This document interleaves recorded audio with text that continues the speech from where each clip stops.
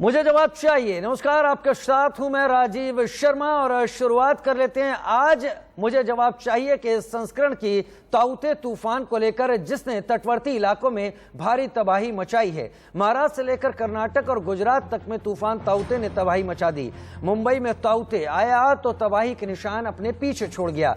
ताउते के आने के बाद मुंबई में चारों तरफ बर्बादी की तस्वीरें देखने को मिल रही हैं। गेटवे ऑफ इंडिया से लेकर नाला सुपारा और वसई तक चारों तरफ तबाही ही तबाही है। तूफान की वजह से मुंबई में कई जगह पेड़ गिरे, कई इलाकों में पानी भर गया, घरों के बाहर खड़ी लोगों की कारें चकनाचूर हो गई और बिजली के तार और खंभे जमीन पर आ गिरे।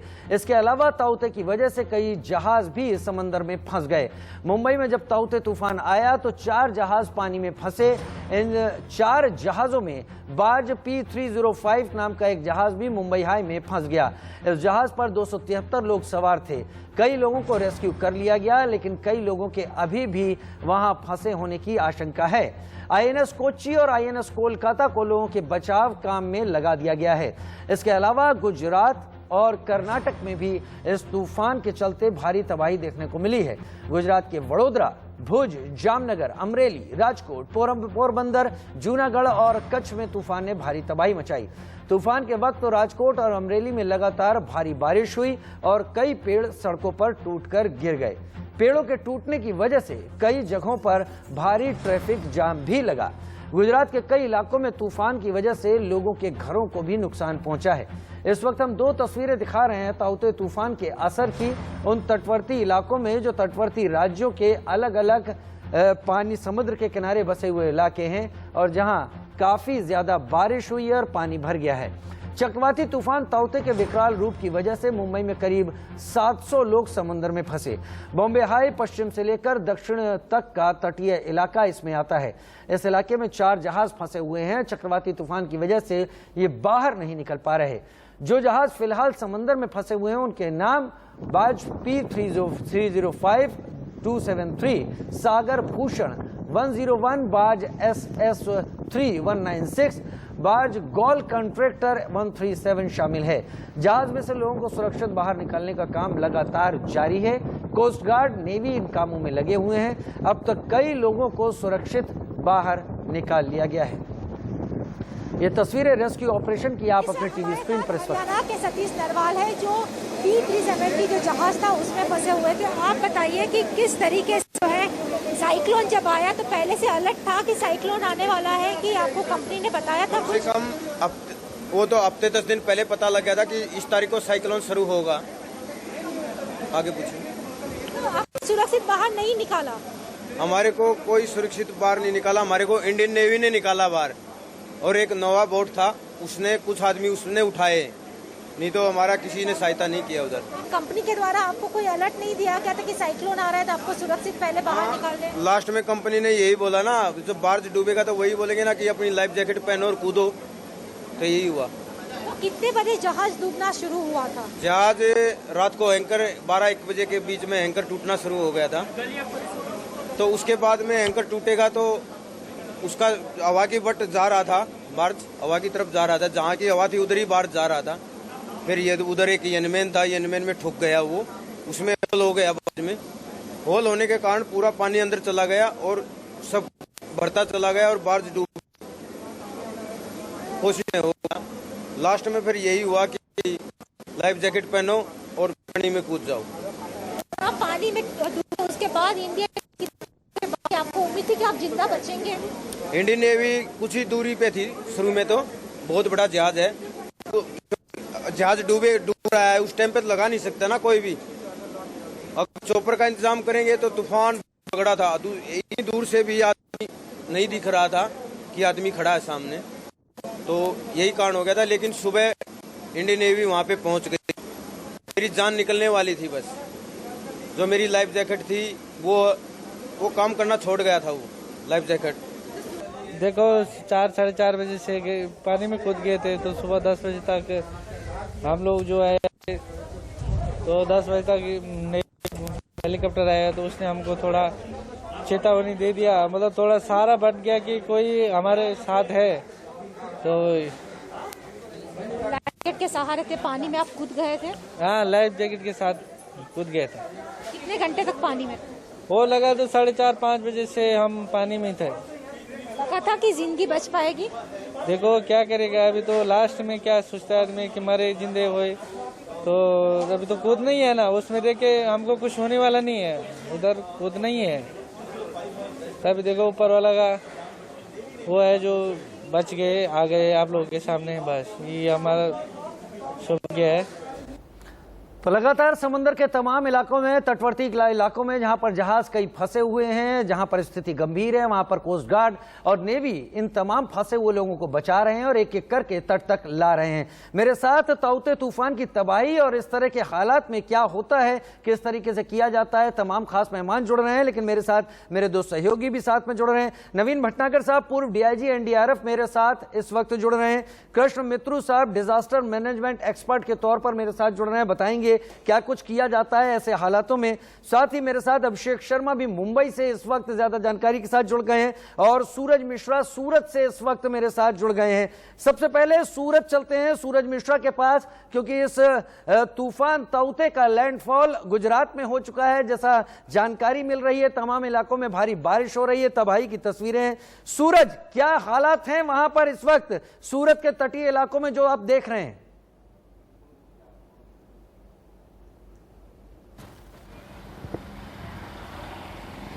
तेज बारिश हो रही है। जिस तरह से जो ताउते नाम का जो चक्रवात तूफान था उसकी पूरी असर सूरत में देखने मिल रही है। इस वक्त भी यहाँ पे बादल छाया हुआ पूरा मौसम है, लेकिन थोड़ी देर पहले यहाँ पे तेज हवाएं चली थी, साथ ही तेज बारिश भी थी, जिसके चलते निचले इलाकों में पानी भी भर गया था।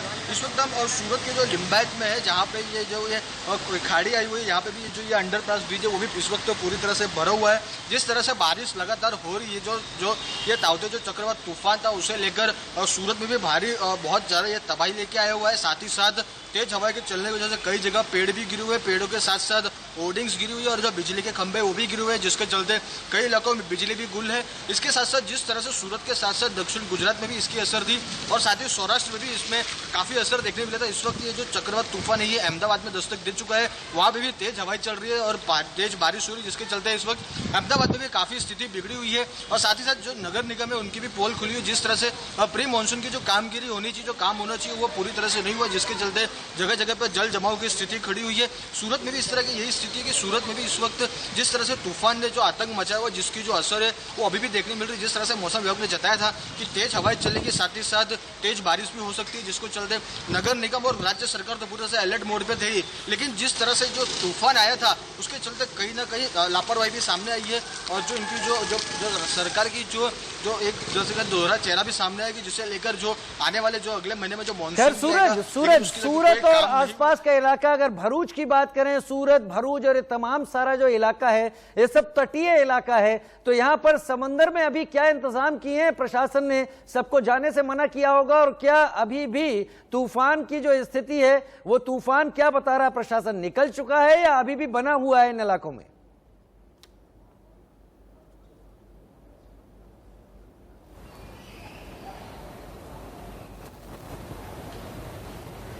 48 घंटे तक दक्षिण गुजरात पर इसका मंडरा रहा था। जो मौसम विभाग ने जिस तरह से चेतावनी दी वो पूरी तरह कहीं ना कहीं सच जो साबित होते नजर आ रही है। इस वक्त भी भरूच से लेकर वलसाड़ वापी तक सभी जगह पे इस वक्त भी तेज बारिश चल रही है। दरिया में अभी भी जो करंट है वो देखने मिल रहा है। साथ ही साथ जिस तरह से जो दरिया किनारे के जो गाँव थे वहाँ पे भी लोगों को इस वक्त पहले ही स्थलांतर करा दिया गया था, लोगों को सुरक्षित जगह पर ले जा चुका था।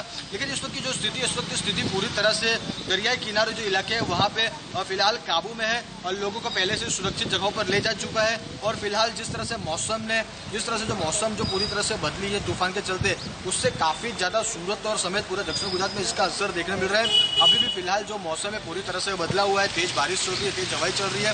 फिलहाल इस वक्त भी ये जो चक्रवात तूफान है उसका असर आज रहेगा और आने वाले कल के दिनों में भी यहाँ पे देखने मिल सकता है। जी चलिए, यहाँ पर देखने को मिल सकता है, लेकिन जिस तरह से आपके पीछे तस्वीरें दिखाई पड़ रही थी, लोग जा रहे हैं, यानी तूफान हल्का सा लग रहा है सूरत के इन इलाकों में जहां पर आप मौजूद हैं इस वक्त। अभिषेक शर्मा के पास चलते हैं, इससे पहले कि मेहमानों के पास जाएं। अभिषेक, मुंबई में भी कई जगह कई इलाकों से काफी पानी भरने की खबरें आई, कई जगह काफी गाड़ियां टूट गई, पेड़ टूटकर गिर पड़े और तटीय इलाकों में काफी खास तौर पर ज्यादा तबाही देखने को मिली है। कुछ जहाज भी पानी में समंदर में फंसे हुए दिखाई पड़े। अभी ओवरऑल क्या डेवलपमेंट है महाराष्ट्र के तमाम इलाकों में से?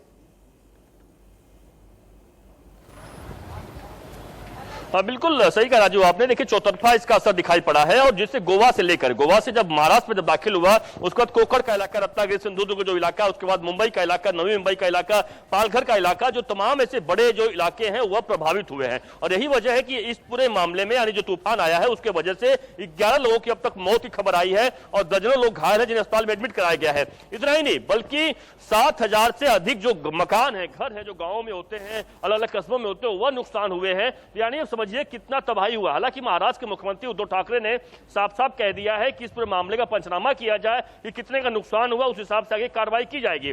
लेकिन अभी भी तमाम ऐसे इलाके हैं जो जलमग्न है, वहां पानियां भरा हुआ है। कई सारे ऐसे इलाके जहां पर ना तो बिजली है, ना तो पानी है, ना तो वहां पर मोबाइल नेटवर्क मिल रहा है। लोग परेशान है कि नेटवर्क किसी से बात तक नहीं हो पा रही, कि आखिर मदद नहीं पहुंचे।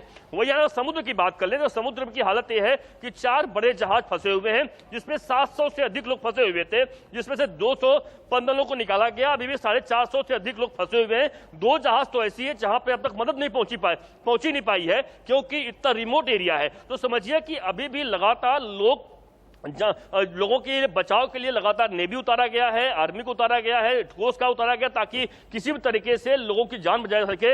लेकिन सबसे बड़ी मुसीबत यह है कि 450 लोग जो समुद्र में फंसे हुए 2 जहाजों में, उन तक आर्मी या फिर नेवी या फिर कोस्ट गार्ड के लोग पहुंचे ताकि उन लोगों को बाहर निकाला जा सके। लेकिन जितने भी लोग और जो जहाजों में उनको निकाला जा रहा है, लेकिन बहुत सारे ऐसे इलाके हैं जो आम जनजीवन लगातार अस्त व्यस्त है। यानी तूफान तो आया लेकिन वह अपने पीछे तबाही छोड़ गया है। तबाह कितने लोगों किया है यह लगातार आकलन करने का काम लगातार सरकार कर रही है। लेकिन ये साफ है कि 1-2 नहीं, हजारों लोगों को नुकसान इससे हुआ है और कई करोड़, यानी हम कहें अगर साल इसका आकलन आएगा जो पंचनामा होने के बाद, कई हजार करोड़ का नुकसान कह सकते हैं इस पूरे मामले से होगा। सरकार उनके लिए क्या मदद करेगी यह देखने वाली बात होगी। लेकिन तमाम ऐसे इलाके, मुंबई के पास अगर हम पालघर की बात कर लें, पालघर का जिला जो वसई का है, नाला सोपारा है, उसका बोईसर का इलाका है, दहानू का, वहां पे अभी भी ना तो बिजली है, ना तो वहां पे पानी है, ना तो वहां पे और लोगों को सुविधा है, मोबाइल टावर तक खराब है, लोगों को नेटवर्क तक नहीं मिल रहा है। तो लोगों की हालत कहीं न कहीं बेकार स्थिति है। मुंबई में कम से कम स्थिति सुधरी हुई है, लेकिन ये कह सकते हैं खतरा टल गया है। एक सबसे अच्छी बात यह है कि तेज हवा जरूर चल रही है, बरसात कहीं कहीं रुक रुक कर बहुत तेज हो रही है, लेकिन खतरा थोड़ा टल गया है। इसलिए लोगों ने राहत की सांस ली है। कुछ देर बाद रिस्टोरेशन जो चल रहा है बिजली का, वह भी साथ बहाल हो जाएगा। तो जरूर कुछ घंटों में कहें या कल तक कुछ स्थिति समान होने की संभावना दिखाई पड़ रही है, लेकिन स्थिति चौतरफा त्राहिमाम दिखाई पड़ रहा है। मैं आपके पीछे तस्वीरें भी देख पा रहा हूं। इस वक्त बादल जैसी स्थिति नहीं लग रही है और इन तस्वीरों में एक चीज साफ हो रही है कि हवाएं जरूर चल रही हैं। मेरे साथ 2 खास मेहमान इस वक्त जुड़े हुए हैं और ये दोनों खास मेहमान इस तरह के तूफान और इन तरह के हालातों से कहीं ज्यादा अच्छी तरह से वाकिफ और जानकार हैं इसके। मेरे साथ जुड़े हुए हैं नवीन भटनागर साहब, पूर्व डीआईजी एनडीआरएफ, और कृष्ण मित्रू साहब मेरे साथ डिजास्टर मैनेजमेंट एक्सपर्ट के तौर पर इस वक्त जुड़े हुए हैं। सबसे पहले कृष्ण मित्रू साहब आपसे ही बात कर लेता हूं क्योंकि आप डिजास्टर मैनेजमेंट एक्सपर्ट के तौर पर हमारे साथ जुड़ रहे हैं। ज्यादा दिन नहीं बीते हम लोग अम्फन तूफान की बात कर रहे थे, अम्फन के चलते हुए तबाही की बात कर रहे थे और तमाम चीजें रिपोर्ट हम कर रहे थे। हफ्ते भर पहले करीब हमको पुख्ता सूचनाएं ताउते को लेकर भी मिलने लगी थी और ताउते को लेकर यह समझ में आने लगा था कि पश्चिमी तट पर ताउते अपना असर दिखाएगा। अब तक जो कुछ जानकारी आई है, कितना खतरनाक तूफान है ये?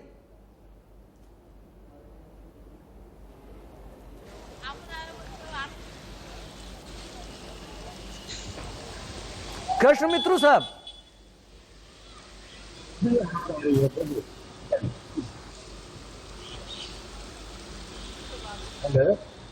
कृष्ण मित्रू साहब आपको आवाज आ रही है मेरी? हाँ अभी आ रही है जी। सवाल जी मेरा सवाल ये है कि अभी ज्यादा दिन नहीं बीते हम अम्फन के बारे में बात कर रहे थे, अम्फन की तबाही को लेकर बात कर रहे थे, लेकिन हफ्ते भर पहले से करीब करीब ताउते के बारे में हमें जानकारी मिलने लगी थी। अब तक जो कुछ भी आप जानकारी देख पाए हैं, पता चल पाई है तटीय इलाकों से, कितना खतरनाक तूफान है और अगर ये आगे बढ़ रहा है तो और इसकी सीवियरिटी कितनी होगी? देखिए जो समुद्री तूफान होते हैं, साइक्लोन होते हैं, वो तकरीबन सबसे सब खतरनाक ही होते हैं। इस साइक्लोन में जो कहाँ पे हम डिसाइड करते हैं कितना खतरनाक है, वो विंड स्पीड पे डिपेंड करता है। ये इसमें विंड स्पीड कोई 185-195 किलोमीटर के स्पीड से चल रही थी और ये वेरी सीवियर साइक्लोनिक स्टॉर्म करार दिया गया था, नाम दिया गया था। अभी क्योंकि लैंडफॉल हो चुका है, ये अभी सीवियर साइक्लोनिक स्टॉर्म की स्टेज पे आ गया है और अभी आहिस्ता आहिस्ता ये क्योंकि अब जमीन पे है इसलिए जो समुंदर से जो इफेक्ट आता है वो कम होता जाएगा और आहिस्ता आहिस्ता इफेक्ट इसका कम होता जाएगा। अभी बढ़ेगा नहीं लेकिन कम होता जाएगा। अभी बढ़ेगा नहीं लेकिन कम होता जाएगा। और आप एक्सपर्ट के तौर पर बता रहे हैं तो ये तमाम उन लोगों के लिए एक राहत भरी खबर है जो अब तक इससे जूझ रहे थे, जो सोच रहे थे कि इस तूफान के रास्ते में वो हैं। नवीन भटनागर साहब, पूर्व डीआईजी, मेरे साथ एनडीआरएफ के इस वक्त जुड़ रहे हैं। नवीन भटनागर साहब, समुद्री जो साइक्लोन है, जो तूफान है, एक ऐसे दुश्मन की तरह है, इनका अंदाजा तब तक नहीं लगता जब तक ये टकरा नहीं जाते या इनका लैंडफॉल नहीं हो जाता। एनडीआरएफ किस तरीके से तैयारी करती है अगर 180-190 की गति के साथ इस तरह के तूफान लैंडफॉल करते हैं? तो हमें ऑलरेडी 3-4 दिन पहले ही पता लग जाता है। सबसे बड़ी बात तो हमारे पास इतने बढ़िया टेक्नोलॉजी है इंडिया में कि हम लोग 2-3 दिन पहले ही बता देते हैं किस लेवल का है ये, T3 का है, T4 का है या T2 का है, इस लेवल का तूफान है, ये हमें पहले ही पता लग जाता है और अकॉर्डिंगली हमारी टीमें रवाना हो जाती हैं। और सबसे बड़ी बात क्या है कि जैसे ही ये तूफान लैंडफॉल करता है, जैसे ही लैंडफॉल करता है तो वो एरिया में रेड जोन कहलाता है और उस रेड जोन में अगर ये हिट करता है तो जबरदस्त तबाही होती है और जरा भी उसमें कमी होती है या तट से दूर होता है तो तबाही कुछ कम होती है। लेकिन जनरली क्योंकि ओपन समुद्र होता है और पीछे से हवाएं तेज स्पीड में आती है तो ये इस प्रकार की घटनाएं ज्यादा होती हैं। अगर हम लोग तैयार नहीं हैं, हमने तैयारी नहीं करी है, हमने पब्लिक को जो है वहां से शिफ्ट नहीं किया है सेफ जोन में, या हमने जो है प्रॉपर एडिकेट तैयारी नहीं की है, या लोगों को जो है प्रॉपर ट्रेनिंग नहीं दी है, तब तबाही ज्यादा होती है। टच वुड कि हमारी बहुत जबरदस्त तैयारी थी, पहले से 4 दिन पहले टीमें आ चुकी थी, लोगों को तैयार कर दिया गया था। State government, state disaster force, navy, coastal guard सभी ने बिल्कुल तैयार हो गए थे और ये बहुत ही अच्छा, ये जो खतरनाक इसका T3 लेवल था, बहुत अच्छे ढंग से हमारे जवानों ने, ऑफिसर्स ने मिलके इसको बड़ा अच्छा टैकल किया और जो नुकसान होना था वो नहीं हो पाया, बहुत कम नुकसान हुआ। जी, बहुत कम नुकसान हुआ और जो नुकसान होना था उसे रोका नहीं, उसको रोक लिया गया वक्त रहते। अभिषेक मेरे साथ जुड़े हुए हैं, 1 मिनट में अभिषेक से इस बारे में थोड़ी जानकारी ले लूं। अभिषेक, क्योंकि हमने तस्वीरें देखी थी इंडिया गेट की, वहां पर गेटवे ऑफ इंडिया की हमने जो तस्वीरें वहां से देखी थी और उसमें जो हालात वहां पर थे, समुद्र जोर मार रहा था बहुत ज्यादा। एनडीआरएफ की कितनी टीमों की तैनाती मुंबई और आसपास तटवर्ती इलाकों में की गई थी और बाकी इलाकों में जो आपके पास जानकारी है एनडीआरएफ की किस तरीके से तैनाती की गई?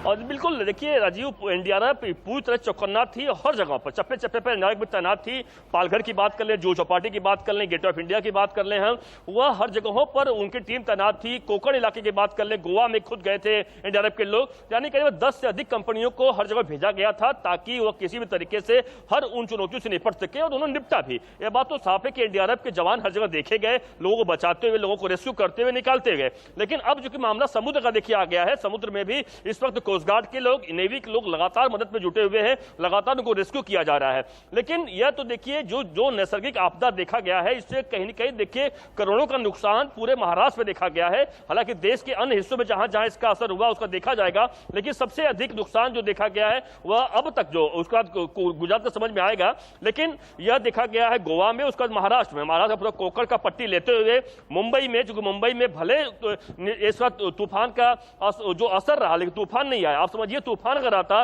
तो मुंबई की हालत और क्या होती। मुंबई कम से कम कुछ हद तक बच गई, लेकिन मुंबई के पास जो सटा हुआ पालघर का इलाका है, जो कि गुजरात सटा हुआ इलाका आता है, गुजरात बॉर्डर से सटा हुआ इलाका है, यहां पर भी बहुत नुकसान हुआ है। बहुत सारे ऐसे, पालघर में भी ऐसी एक बोट है जहां फंसी हुई करीबन 150 से अधिक लोग सवार उसे फंसे हुए हैं, जहां पर कोस्ट गार्ड की जो टीम पहुंची हुई है, हेलीकॉप्टर पहुंचा हुआ, चापर उन लोगों को वहां से रेस्क्यू किया जा रहा है। तो हर जगह पर सबसे खास बात देखिए जो हमने रिपोर्टिंग करते हुए देखी, तमाम जगहों का जो मार्ग है वह टूट गया, यानी लोग पहुंच नहीं पा रहे हैं, रोड पर पानी भरा हुआ है, लोग जाएं तो जाएं कैसे। तो यह स्थिति एक तरह यह भी हो गई, कई सारे अधिकारियों से मैं मिला जो लोग जाना चाहते हैं मदद करने के लिए कि पहुंच नहीं पा रहे हैं, ये भी बड़ी मुसीबत है। रोड पे पूरी पानी भरा हुआ नहीं जा सकते। हालांकि बरसात में स्थिति जैसी होती है वैसी उससे अधिक स्थिति, क्योंकि आपको बता दूं पिछली बार जब महाराष्ट्र में बहुत ज्यादा बाढ़ आई थी, सतारा में देखा होगा, सतारा कोल्हापुर में, उस वक्त भी जब मैं देखा था इतनी त्राहिमाम नहीं मची थी, इतनी त्राहिमाम इस 2 दिनों में इस जो कह सकते हैं इस जो साइक्लोन से देखी गई है। तो जरूर एक बहुत नुकसान जरूर हुआ है, हालांकि नुकसान बहुत करोड़ों में हुआ, कई करोड़ों में हुआ है, उसका आकलन महाराष्ट्र सरकार जरूर कर रही है अपने महाराष्ट्र सरकार के हिसाब से देखें। लेकिन इस तरीके से कहीं निपटने के लिए, हालांकि ये बात साफ है, सच है कि पहले से पता था, इसलिए तैयारियां कुछ कर ली गई थी। अधिक जान माल का नुकसान नहीं हुआ, लेकिन माल का नुकसान बहुत हुआ है। जान हानि बहुत अधिक नहीं हुई है, एक अच्छी खबर जरूर है, लेकिन माल का नुकसान यानी सामानों की बात करें, घरों की बात करें, पेड़ की बात करें, वह रोड की बात करें, कैसे रोड ऐसे हैं जो धंस गए हैं, बहुत जगहों पर टूट गए हैं, पानी अभी भी लगातार भरा हुआ। जैसा कि मैं पालघर की लगातार आपको बात बता रहा हूं, पालघर ही कोकड़ की बात मैं कर लूं, जहां पे हजारों लोग रहते हैं, उनके घर में ना तो बिजली आ रहा है ना पानी आ रहा है। पालघर एरिया ऐसा है जहां पे ना बिजली है ना पानी है। पिछले 30 घंटे के आसपास से लोग वहां पे अपने घरों में रहने को मजबूर है, क्योंकि कई सुविधा ही नहीं है। इन्वर्टर जैसे घर में होता है, इन्वर्टर भी चल नहीं रहा, कि आप समझते हैं इन्वर्टर भी खराब हो चुका है, क्योंकि रिचार्ज नहीं हो पाया है। मोबाइल से लोग किसी से संपर्क नहीं कर पा रहे हैं, क्योंकि मोबाइल का नेटवर्क ही नहीं मिल रहा है, क्योंकि मोबाइल का नेटवर्क पाने के लिए जो नेटवर्क के जो टावर होते हैं उसको भी इलेक्ट्रिसिटी चाहिए होती है, वो भी नहीं मिल पा रही है। तो स्थिति वास्तव में अभी भी सुधरी नहीं है। हाँ, एक अच्छी खबर जरूर यह है, बार बार कहूंगा,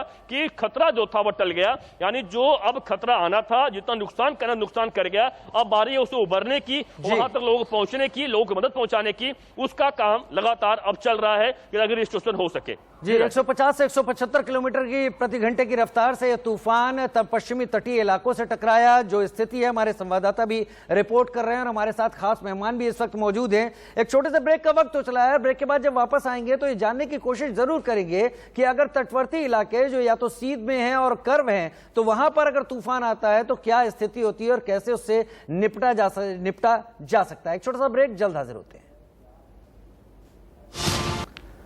हम लगातार बात कर रहे थे तूफान ताउते को लेकर, उसके चलते हुई तबाही को लेकर, लेकिन एक अच्छी बात इस डिस्कशन के बीच में ही जो हम अपने रिपोर्टर से जान पाए थे वो ये कि तूफान हल्का जरूर पड़ा है। मेरे साथ 2 खास मेहमान इस वक्त जुड़े हुए हैं। नवीन भट्टांकर साहब, पूर्व डीआईजी एनडीआरएफ, मेरे साथ जुड़े हुए हैं, और कृष्ण मित्रू साहब, डिजास्टर मैनेजमेंट एक्सपर्ट के तौर पर मेरे साथ इस वक्त जुड़े हुए हैं। कृष्ण मित्रू साहब, भारत की अगर दक्षिण वाली तटीय रेखा को देखा जाए तो जो मैं समझ पाता हूं वो करीब करीब सीधी है, लेकिन महाराष्ट्र, मुंबई, इसका जो एरिया है और गुजरात का जो एरिया है, ये तटीय रेखा एक कर्व लिए हुए है, जिस कर्व के अंदर तक समुद्र काफी अंदर तक आता है।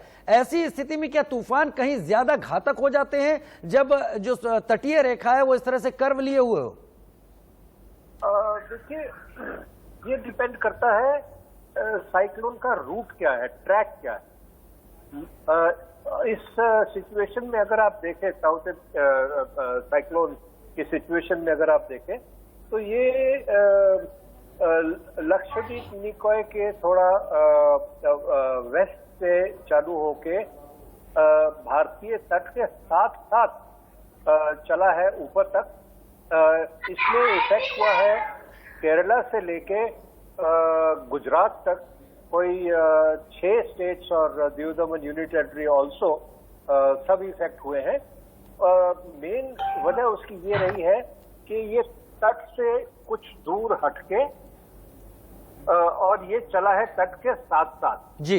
अब जो इसके साइक्लोन के जो साइड्स होते हैं, जो कोन होता है साइक्लोन का, उसका राइट कोन जो है वो सारे तट को इफेक्ट करता गया है। मैंने जैसे कहा कि कोई 6 स्टेट्स और यूनियन टेरिटरीज, केरला है, तमिलनाडु है, महाराष्ट्र है, गोवा है और गुजरात है, ये सब स्टेट इफेक्ट हुए हैं। अगर तो ये साइक्लोन सीधा कोस्ट लाइन क्रॉस कर जाता है तो इतने स्टेट या इतने एरियाज इफेक्ट नहीं होते। साइक्लोन ये नहीं देखता कि उस जो तट जो है वहां पे कुछ जमीन अंदर गई है या बाहर, वो तो एक हवा की इमेजिनरी लाइन चलती है जिसको हम इसका पोस्ट साइक्लोन का ट्रैक कहते हैं। अब ये ट्रैक हवा में चलता है, समुद्र, जब तक ये समुद्र के ऊपर रहता है तब तक ये बवंडर मचाते रहता है, बहुत नुकसान करता है।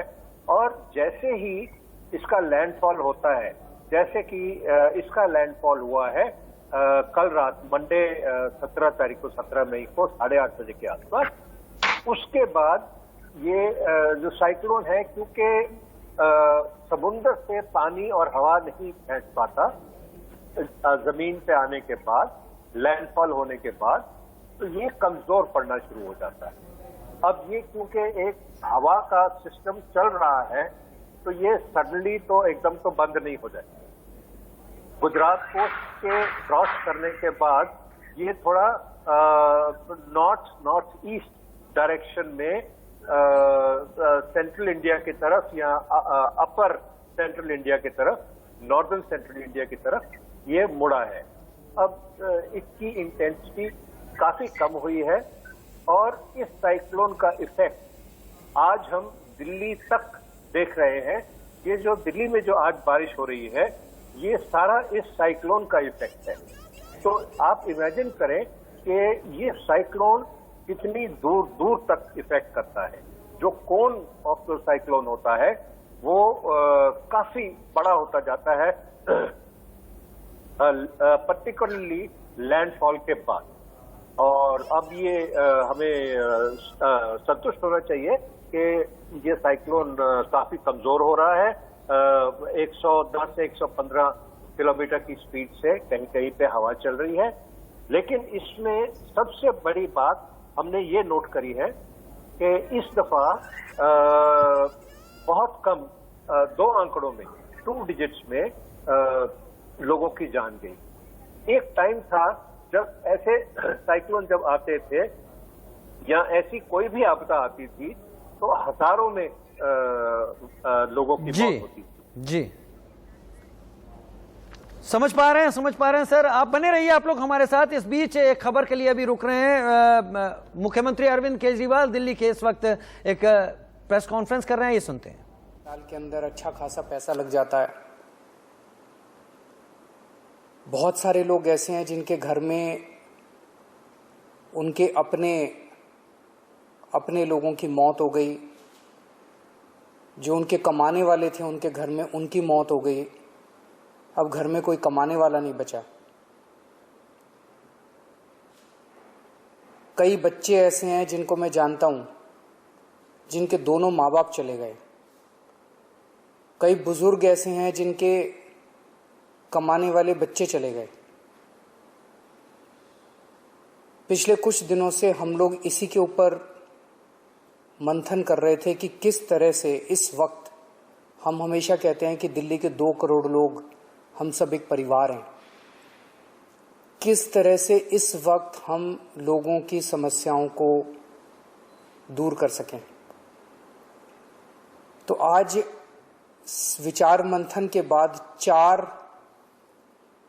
हम लोग घोषणाएं करने जा रहे हैं और मैं उम्मीद करता हूं कि ये जो 4 कदम हम उठाने जा रहे हैं, इससे लोगों को इस मुसीबत के वक्त में काफी राहत मिलेगी। पहली चीज,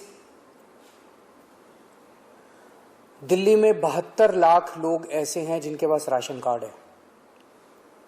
जिनके पास राशन कार्ड है उनको सरकार हर महीने 5 किलो राशन देती है, 4 किलो गेहूं, 1 किलो चावल। इस महीने ये 5 किलो राशन जब देती है सरकार हर महीने, तो उनसे थोड़े बहुत पैसे लिए जाते हैं। इस महीने ये राशन उनको फ्री दिया जा रहा है, उनसे पैसे नहीं लिए जाएंगे। इसके अलावा 5 किलो और राशन केंद्र सरकार से प्रधानमंत्री जी की स्कीम के तहत और दिया जा रहा है, वो भी मुफ्त दिया जा रहा है। तो हर राशन कार्ड धारी को 10 किलो राशन इस महीने मिल रहा है, जो कि मुफ्त होगा। 5 किलो दिल्ली सरकार की तरफ से और 5 किलो केंद्र सरकार की तरफ से। लेकिन दिल्ली में केवल 72 लाख राशन कार्डधारी हैं। ये 72 लाख का कोटा केंद्र सरकार ने हर राज्य का एक कोटा फिक्स किया है कि इतने ही राशन कार्डधारी होंगे, तो नए राशन कार्ड अभी नहीं बन सकते। लेकिन ऐसे कई लोग हैं जो गरीब हैं, उनका राशन कार्ड नहीं बन पाया क्योंकि राशन का कोटा खत्म हो गया दिल्ली का। उन लोगों के लिए जिनके पास राशन कार्ड नहीं है, उनको भी दिल्ली सरकार अब राशन देने जा रही है। जो लोग कहेंगे कि हम गरीब हैं, हमें राशन चाहिए, उन लोगों को राशन दिया जाएगा।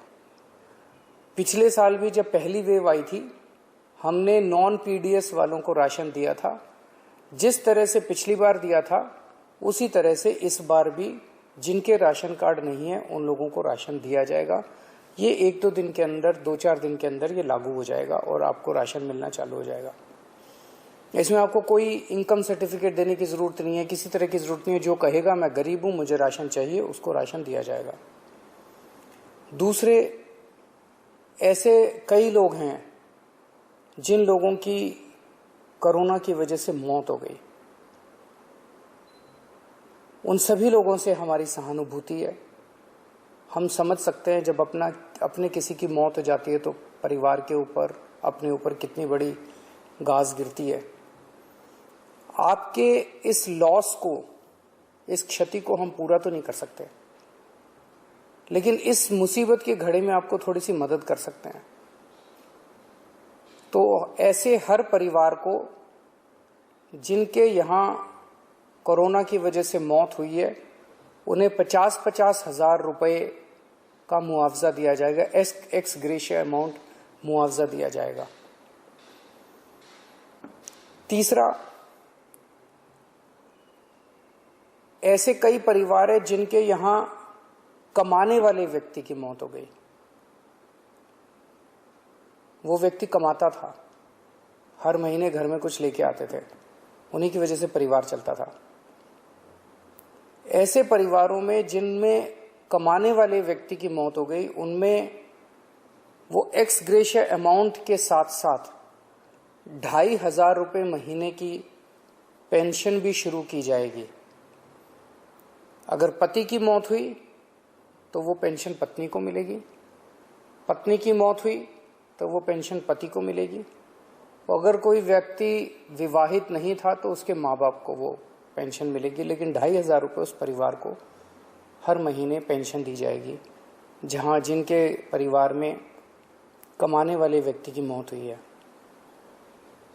ऐसे बच्चे जिनके दोनों माँ बाप की मौत हो गई, उन दोनों माँ बाप की चाहे कोरोना से मौत हुई, या ऐसे भी परिवार हो सकते हैं जिसमें एक माँ बाप में से एक पहले से ही उसकी मौत हो चुकी थी और जो दूसरे थे उनकी अब कोरोना से मौत हो गई। मतलब दोनों में से एक की कम से कम कोरोना से मौत हुई और बच्चे अब अनाथ हो गए हैं।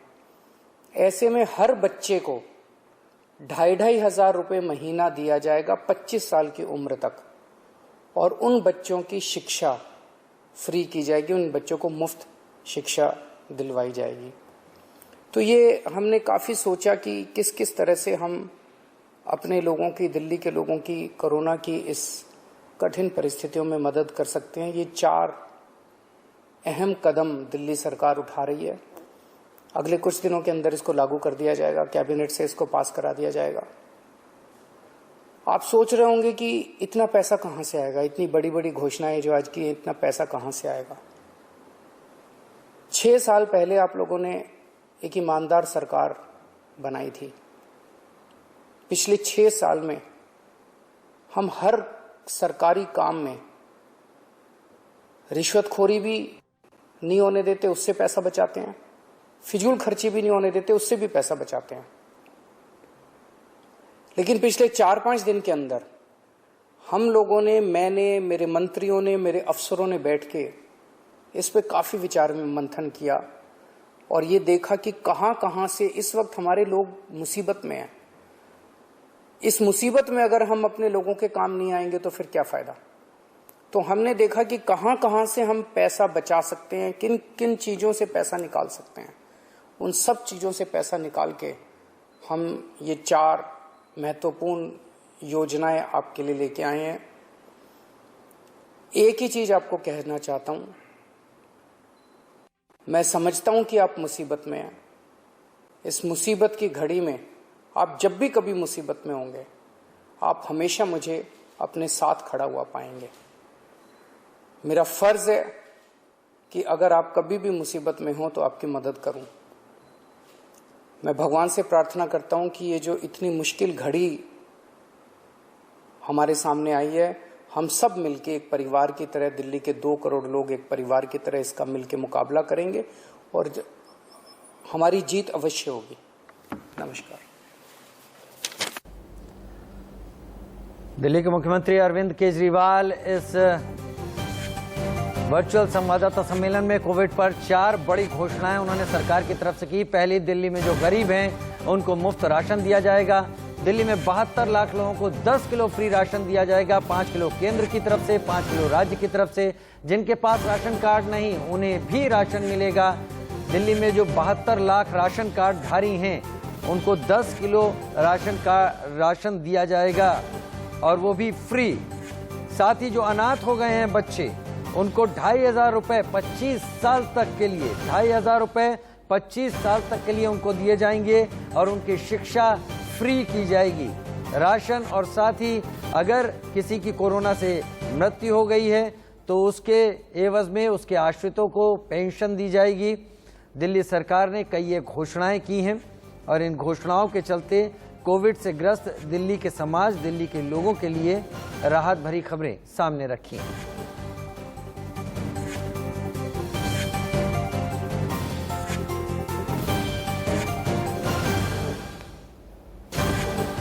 एक बार फिर कोविड पर दिल्ली सरकार की 4 बड़ी घोषणाएं आपके टीवी स्क्रीन पर। पहला, दिल्ली में जो भी गरीब हैं उनको मुफ्त राशन दिया जाएगा। दूसरा, दिल्ली में 72 लाख लोगों के पास राशन कार्ड है, उन्हें 10 किलो फ्री राशन होगा, जिसमें 5 केंद्र की तरफ से और 5 राज्य सरकार की तरफ से। जिनके पास राशन कार्ड नहीं उन्हें भी ये राशन दिया जाएगा। साथ ही जो बच्चे अनाथ हो गए हैं उनको 2,500 रुपए 25 साल तक की उम्र तक के लिए और उनकी फ्री शिक्षा।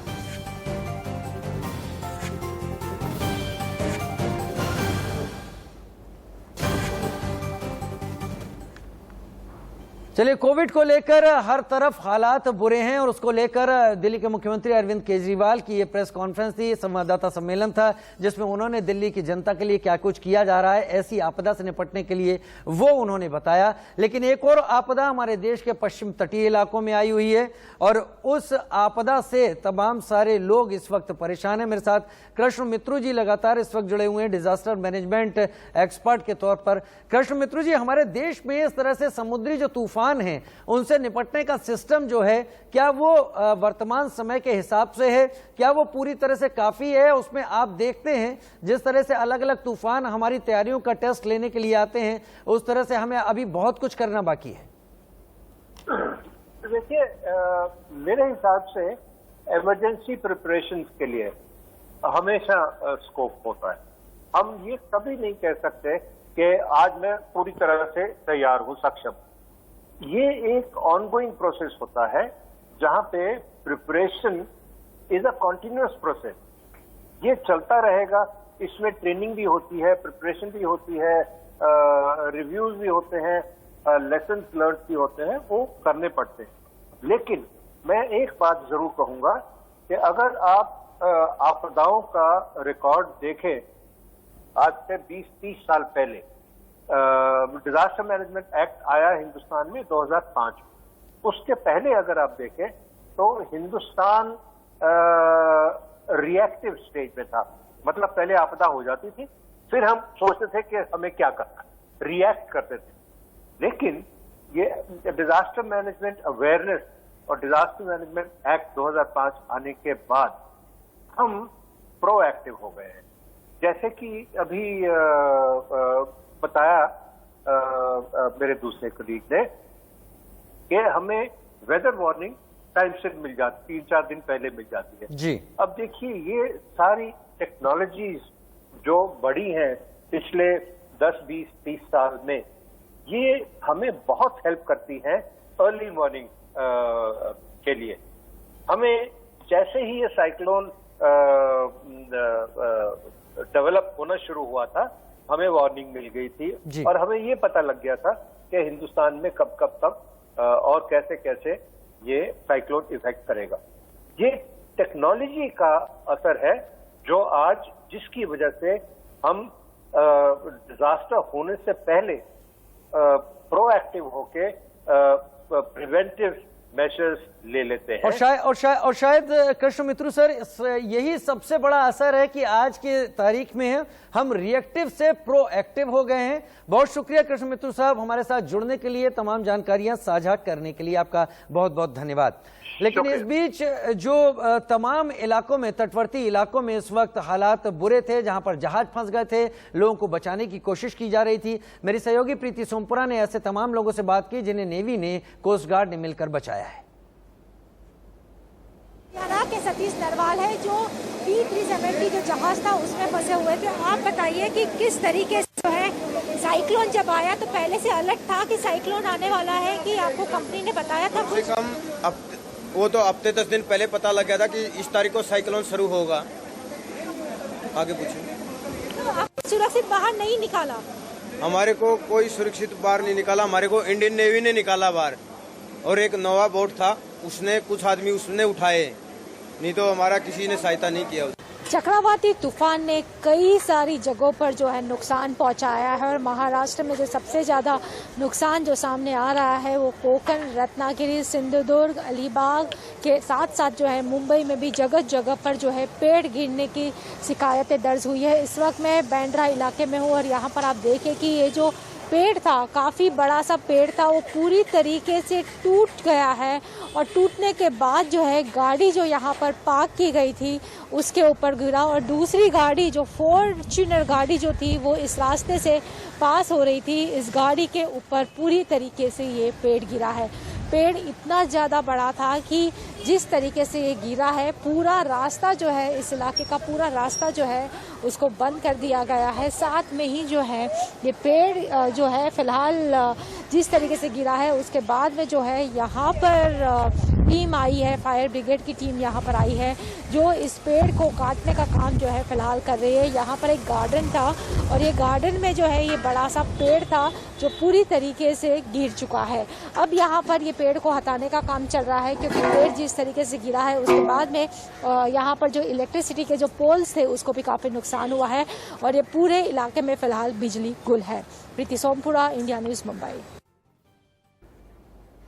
और अब तस्वीरें गुजरात के नवसारी से। दक्षिणी गुजरात का इलाका है नवसारी, जहां